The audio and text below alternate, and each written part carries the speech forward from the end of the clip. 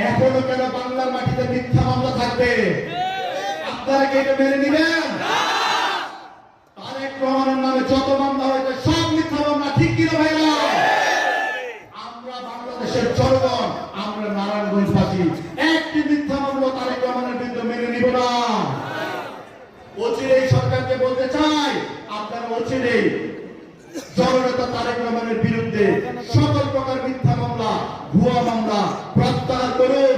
এটা নারায়ণগঞ্জের দাবি, এটা বাংলাদেশের আপামর জনগণের দাবি, বাংলাদেশের স্বাধীনতাকামী মানুষের দাবি, বাংলাদেশের গণতন্ত্রের যোদ্ধা সকল মানুষের, সকল ভাই বোনদের দাবি, ঠিক কিনা ভাইরা? ঠিক কিনা ভাইরা বলেন? আমরা জননেতা তারেক রহমানের সকল প্রকার মিথ্যা মামলার প্রত্যাহার চাই, অচিরেই প্রত্যাহার চাই।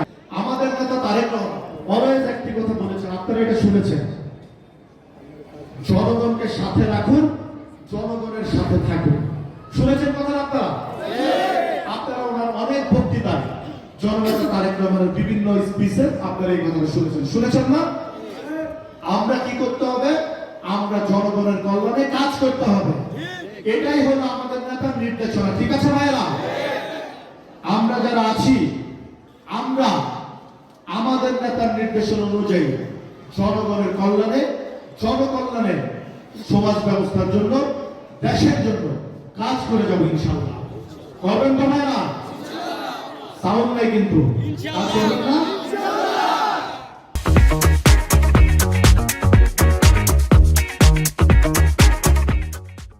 শুনে, দেশ যদি ঠিক থাকে সবকিছু ঠিক থাকে।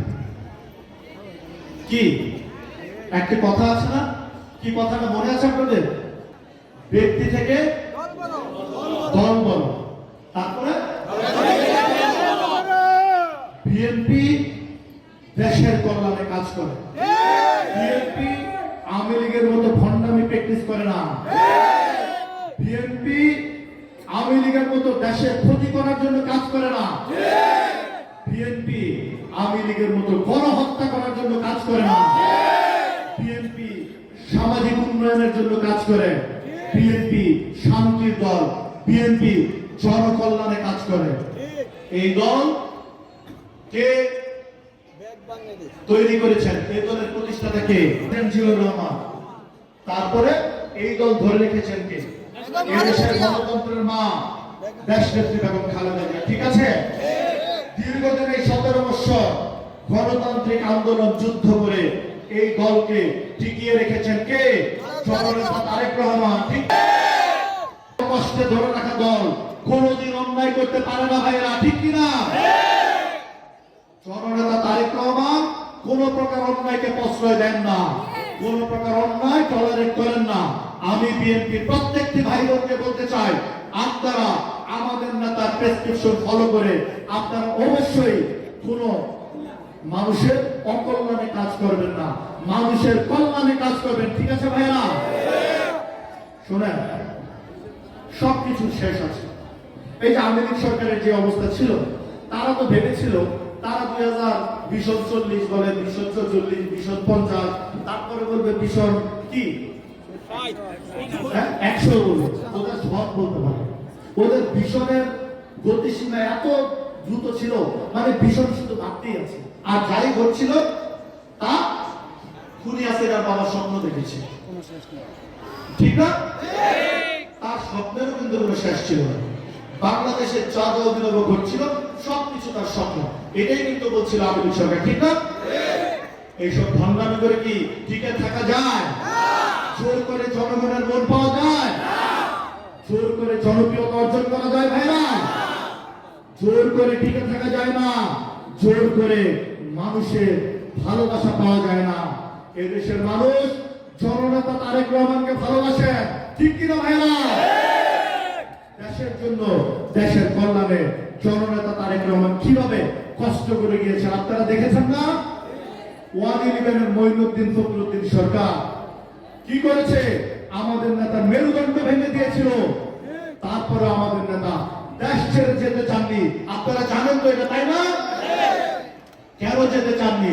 এদেশের জনগণের জন্য যেতে চাননি, কারণ জননেতা জননেতা তারেক রহমান দেশের প্রত্যেকটি মানুষকে ভালোবাসেন, মন থেকে ধারণ করেন। তাই আপনাদেরকে আমাদেরকে ছেড়ে জননেতা তারেক রহমান যেতে চাননি।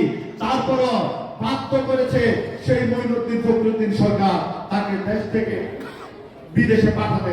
কিন্তু জননেতা তারেক রহমান বিদেশে গিয়েও কি ক্ষান্ত ছিলেন?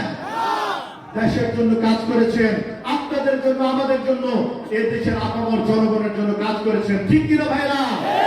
ঠিক কিনা বোনেরা বলেন? সেই নেতার প্রতি আমরা গভীর শ্রদ্ধা প্রকাশ করি, অলয়েস শ্রদ্ধা করব এবং অলয়েস কৃতজ্ঞতা বোধ প্রকাশ করব। কি আপনারা কি জননেতা তারেক রহমানের প্রতি কৃতজ্ঞ আছেন ভাইরা? একটু হাত তুলে দেখান। ভালো লাগলো যিনি এদেশের মানুষের জন্য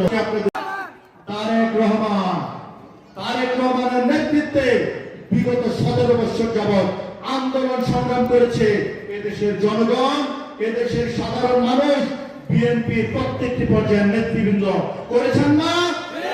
সেই আন্দোলনের রেজাল্ট পেয়েছি এই 5ই আগস্ট। ঠিক কিনা ভাইরা? কিন্তু এটা কিন্তু অনেকে অস্বীকার করতে চায়। আপনাদের মাথায় রাখতে হবে যেটা সত্যি সেটা প্রকাশ করতে হবে। অন্যায় যে করে, অন্যায় যে সহে, দুইজনই কিন্তু সমান অপরাধী। ঠিক কিনা?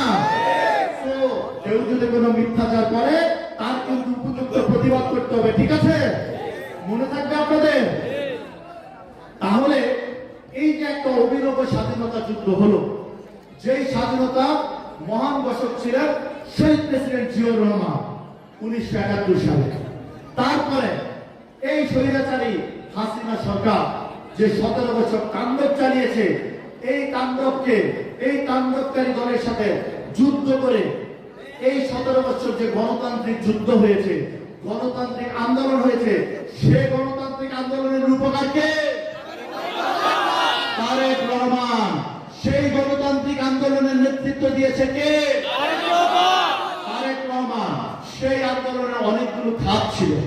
আপনারা দেখেছেন আমাদের নারায়ণগঞ্জের শাওন প্রাণ হারিয়েছেন, 2500-এর মাহবুব প্রাণ হারিয়েছেন, সজল প্রাণ হারিয়েছেন, অনেকে এভাবে প্রাণ হারিয়েছেন। দেখেছেন না আপনারা? এই আন্দোলন কার নেতৃত্বে হয়েছে? তারেক রহমানের নেতৃত্বে আন্দোলন হয়েছে। আজকে এই বৈষম্য বিরোধী ছাত্র আন্দোলন ছিল এরই একটি পার্ট, এই 17 বছরের আন্দোলনের একটি পার্ট। এই পার্টে আমরা রেজাল্ট ঘরে তুলতে পেরেছি। কিন্তু এই আন্দোলনের একমাত্র নেতৃত্বদাতা জননেতা তারেক রহমান। অচিরেই নির্বাচনের রূপরেখা ঘোষণা করবে। এদেশের জনগণ গণতান্ত্রিক সরকার চায়। ঠিক কিনা ভাইরা?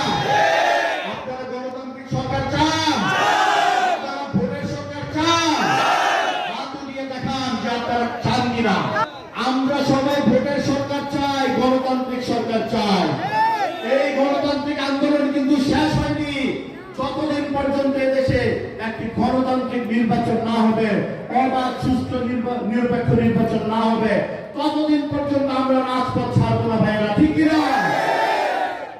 আমরা রাজপথে ছিলাম, আমরা রাজপথে থাকবো ইনশাআল্লাহ।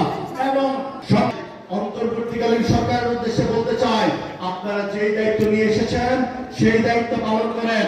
অচিরেই আপনারা নির্বাচনের রূপরেখা ঘোষণা করেন। এদেশের জনগণ জানতে চায় অ্যাকচুয়াল ডেট কবে, কবে নির্বাচন হবে জানতে চান না আপনারা? এদেশের জনগণ তার নিজের ভোট নিজে দিয়ে সরকার গঠন করতে চায়। সো আমি আপনাদের উদ্দেশ্যে বলতে চাই, এদেশের জনগণ আপনাদের প্রতি যে শ্রদ্ধা দেখিয়েছে, যে সম্মান দেখিয়েছে, সেটা আপনারা ধরে রাখার জন্য অচিরেই একটি অবাধ সুষ্ঠু নিরপেক্ষ নির্বাচনের ব্যবস্থা করুন, নির্বাচনের রূপরেখা এবং নির্বাচনের নির্দিষ্ট ডেট ঘোষণা করুন। এদেশের জনগণ সেই নির্বাচন চায়। ঠিক কিনা ভাইরা? এবং আমি আরো বলতে চাই, আমাদের অভিনব স্বাধীনতার ঘোষক এবং আমরা এই সরকারের কাছে খুব শীঘ্রই নির্বাচনের স্পেসিফিক ডেট এবং নির্বাচনের রূপরেখা ঘোষণা চাই। ঠিক কিনা?